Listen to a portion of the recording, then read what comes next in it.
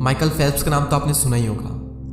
अगर नहीं भी सुना है तो सिर्फ इतना जान लो कि जहां इंडिया ने पूरे ओलंपिक की हिस्ट्री में 10 गोल्ड मेडल जीते हैं, वहीं इस अकेले इंसान ने ओलंपिक में 23 गोल्ड मेडल जीते हैं। तो ऐसा क्या किया इस इंसान ने जो कि हमारा पूरा देश मिलकर नहीं कर पाया? माइकल फेल्प्स ने क्या अलग किया इस दुनिया से? इन्हें सबसे पहले जुनून चढ़ गया था मार्क स्पिट्स का रिकॉर्ड तोड़ने का। मार्क स्पिट्स ने एक रिकॉर्ड बनाया था स्विमिंग के अंदर, एक ही बार में 7 गोल्ड मेडल जीतने का, और पूरी दुनिया ये मान चुकी थी कि अब ये रिकॉर्ड नहीं टूटने वाला। लेकिन इन्हें ये रिकॉर्ड हर हाल में तोड़ना था और अपने नाम एक नया रिकॉर्ड बनाना था। अब इन्हें रिकॉर्ड तोड़ना था मार्क स्पिट्स का। तो इन्होंने ये देखा कि इस रिकॉर्ड को बनाने के लिए मार्क स्पिट्स ने क्या किया। मार्क स्पिट्स 4 साल तक डेली 8 घंटे प्रैक्टिस करते थे। तो इन्होंने निश्चय किया कि मैं 4 साल तक 8 घंटे नहीं बल्कि 12 घंटे तक प्रैक्टिस करूंगा। इनका कहना यह था कि जब मैं प्रैक्टिस कर रहा था तो मुझे थोड़ा डाउट था कि सेकेंड और थर्ड पोजीशन पर कौन आएगा।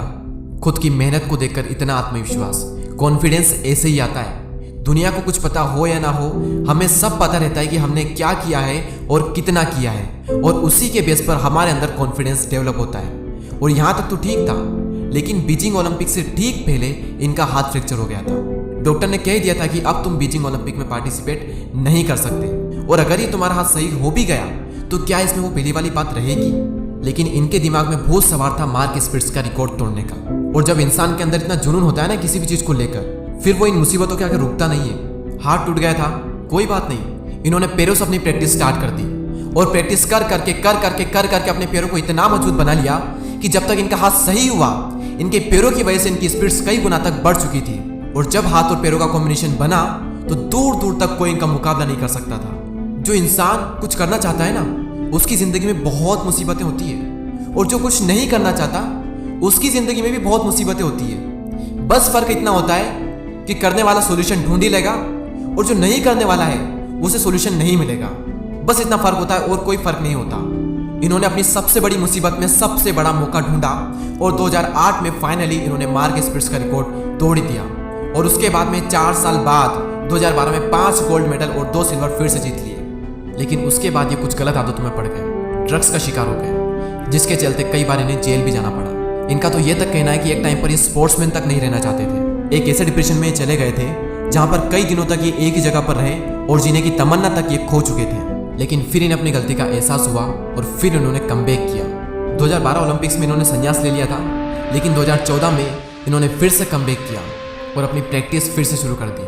और 2 साल तक प्रैक्टिस करने के बाद 2016 ओलंपिक में उतरे, और 2016 में ही पूरा इंडिया मिलकर गोल्ड तो दूर की बात सिर्फ 1 सिल्वर लेकर आया था। और 2016 में ही ये अकेला बंदा 5 गोल्ड मेडल और 1 सिल्वर लेकर आया था। जबकि 2012 के बाद ये संन्यास ले चुके थे, मेजर डिप्रेशन में जा चुके थे, ड्रग्स का शिकार हो चुके थे, इन्हें जेल तक जाना पड़ा था। लेकिन इनकी प्रैक्टिस लाजवाब थी। इनकी पुरानी प्रैक्टिस इनको बहुत काम आई। इन्होंने 6 साल तक बिना एक भी दिन की छुट्टी लिए, चाहे बीमार हो, चाहे कोई फेस्टिवल हो, चाहे किसी की शादी हो, चाहे किसी का बर्थडे हो, कुछ भी हो, बिना एक भी दिन का हॉलीडे लिए 6 साल तक लगातार इन्होंने 12 घंटे प्रैक्टिस की थी। बाकी एथलीट्स हर हफ्ते हॉलीडे लेते हैं, दिन में 4 घंटे, 5 घंटे, 6-7 घंटे प्रैक्टिस करते हैं। ये बिना हॉलीडे के 12 घंटे प्रैक्टिस करते थे।